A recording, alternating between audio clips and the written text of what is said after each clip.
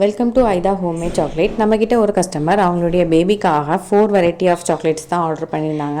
இந்த வாட்டி நம்ம நியூவாக லாலிபாப் மோல்ட்லையுமே ட்ரை பண்ணியிருந்தோம். அதோட அவுட்புட்டுமே சூப்பராக வந்துருந்துச்சு. அண்ட் அவங்களுடைய வேல்யூபிள் ஃபீட்பேக்கையுமே நம்மக்கிட்ட வந்து ஷேர் பண்ணியிருந்தாங்க.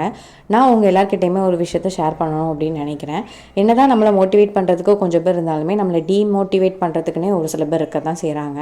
நான் அந்த பிஸ்னஸ் ஸ்டார்ட் பண்ணதுக்கப்புறம் நிறைய பேர் என்னை மோட்டிவேட் பண்ணியிருந்தாலுமே ஒரு சில பேர் நீலாம் பிஸ்னஸ் பண்ணுறியா, நீலாம் பிஸ்னஸ் ஸ்டார்ட் பண்ணுறியா அப்படின்ற மாதிரிலாம் நிறைய கேள்விகள் எழுப்புனாங்க. ஸோ நான் அவங்கக்கிட்டலாம் கேட்குறது ஒரே ஒரு கொஷின் தான், நான்லாம் பிஸ்னஸ் ஸ்டார்ட் பண்ணக்கூடாதா, ஏன் நான் பிஸ்னஸ் ஸ்டார்ட் பண்ணால் அதனால் உங்களுக்கு என்ன பிரச்சனை அப்படின்னு எனக்கு வந்து தெரியலை.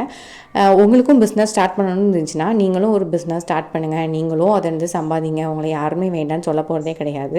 பட் அடுத்தவங்க பண்ணும்போது ஏன் அதை உங்களால் அக்செப்ட் பண்ணிக்க முடியலை அப்படிங்கிறது எனக்கு தெரியல. இதை பற்றி நீங்கள் என்ன நினைக்கிறீங்க அப்படிங்கிறத வந்து மறக்காமல் கமெண்ட்டில் சொல்லுங்கள்.